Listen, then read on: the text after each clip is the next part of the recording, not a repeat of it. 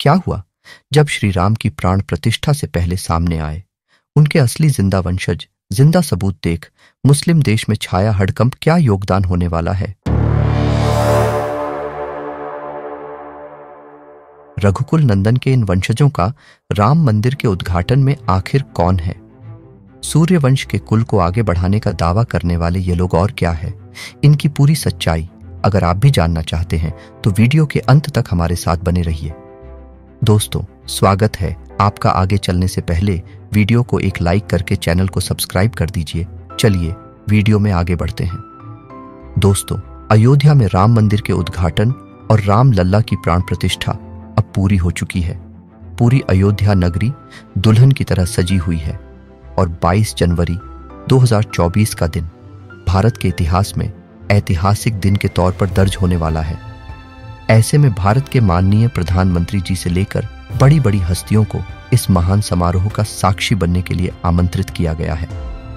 लेकिन अयोध्या के राजा श्री राम जब सालों बाद अपनी नगरी में लौट रहे हैं तो ऐसे में उनके वंशजों का फिर से अस्तित्व में आना और रामलला की प्राण प्रतिष्ठा में भागीदारी निभानी बेहद जरूरी हो जाता है।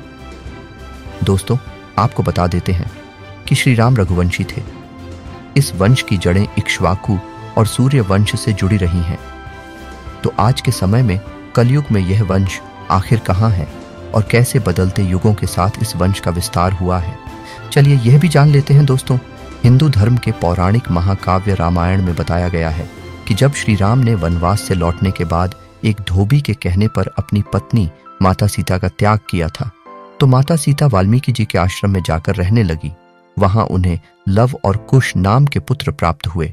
लेकिन माता सीता के वियोग के बाद भी श्री राम ने कभी दूसरा विवाह नहीं किया और मर्यादा पुरुषोत्तम बने रहे। और जब लव और कुश को अपने पिता श्री राम के बारे में पता चला तो माता सीता ने धरती में समाधि ले ली। इसके बाद श्री राम ने लगभग 1100 सालों तक अयोध्या पर शासन किया और उसके बाद अपने पुत्रों और अपने भाइयों के पुत्रों को सारा राज्य सौंपकर खुद जल समाधि ले ली।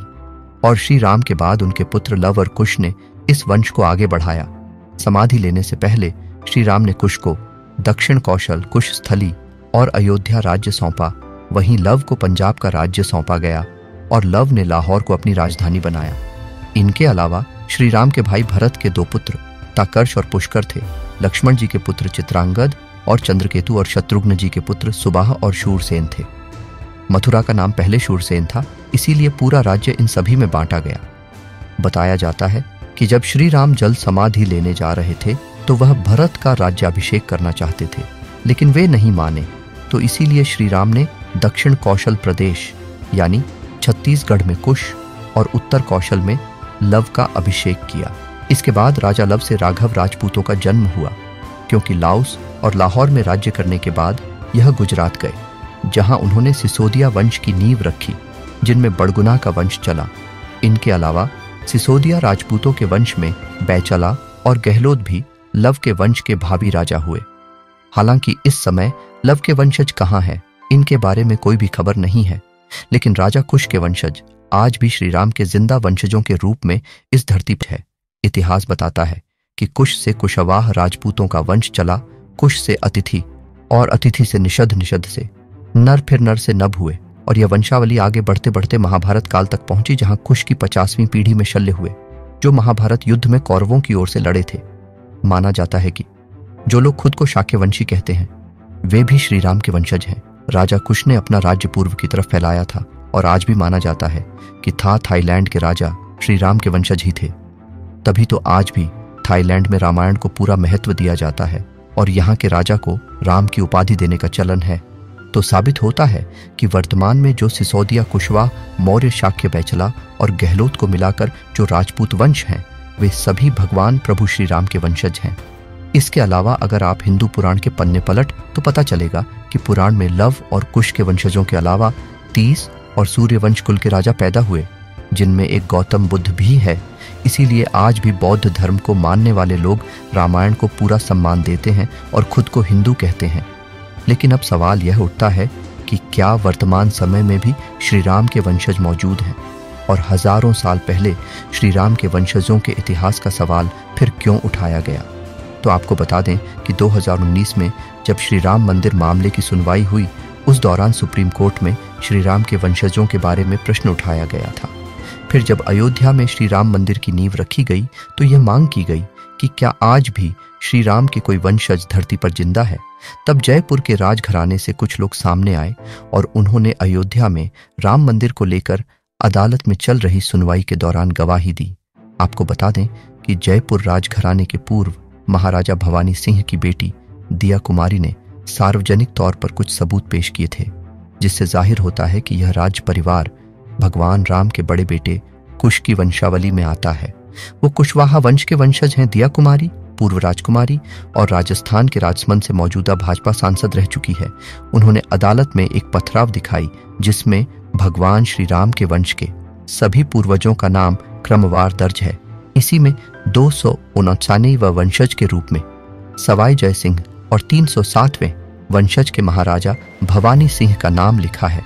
वहीं जयपुर राजघराने की महारानी पद्मिनी और उनके परिवार के लोग भी श्री राम के पुत्र कुश के वंशज ही हैं। महारानी पद्मिनी ने एक अंग्रेजी चैनल को दिए साक्षात्कार में कहा था कि उनके पति भवानी सिंह कुश के 309 वंशज थे। तो अब जब श्री राम लल्ला की प्राण प्रतिष्ठा होने वाली है और तो आज जब राम लाला की प्राण प्रतिष्ठा हुई है, मंदिर का उद्घाटन हुआ है, तो श्री राम जी के यह वंशज सामने आए हैं। हमारे हिंदू धर्म में परिवार के सदस्य जब भी कोई शुभ काम करते हैं तो पूरा परिवार एक साथ उसकी खुशियां मनाता है। उसी तरह जब राम लल्ला पूरे 5 सालों के इंतजार के बाद अयोध्या वापस आए हैं, तो अब श्री राम के वंशज ने भी उसमें अपनी भागीदारी दी है, जिसके लिए इन लोगों ने श्री राम को समर्पित सरयू तट पर 2121 कुंडीय श्री राम महायज्ञ किए हैं। बताया जा रहा है कि इस महायज्ञ में अलग अलग राज्य के करीब 1000 रघुवंशी ने आहुति दी है। इस महायज्ञ के लिए सरयू नदी पर 60 एकड़ की जमीन पर हवन कुंड और टेंट सिटी बनाए जा रहे हैं। यज्ञ कराने के लिए बनारस से एक प्रधान आचार्य और 1000 सहायक आचार्यों को आमंत्रित किया गया है। साथ ही नेपाल के 21,000 पंडित भी इस महायज्ञ में शामिल हुए हैं। सिटी पैलेस जयपुर के पाइठखाना में 9 दस्तावेज और 2 नक्शों में भी अयाय के जयसिंहपुरा और राम जन्म स्थान पर सवाई जय सिंह के अधिकार होने के सबूत मौजूद है, जो बताते हैं कि अयाध्या पर सालों पहले जयपुर के कुशवाहा वंश का अधिकार था। तो दोस्तों, ये साबित हो चुका है कि आज भी श्री राम की वंशावली भारत में मौजूद है और लगातार बढ़ती ही जा रही है। हम सभी श्री राम के वंशज हैं, क्योंकि त्रेता युग से पहले ही हमारा भारत अखंड भारत हुआ करता था और हम सभी उन्हीं की संतानें थी। दोस्तों, आशा करते हैं कि आपको यह वीडियो पसंद आया होगा। श्री राम के भक्त होने के नाते कमेंट में जय श्री राम जरूर लिखें और सनातन धर्म से जुड़ी ऐसी ही रोचक वीडियो को लाइक करें और चैनल को सब्सक्राइब जरूर करें। जय श्री राम।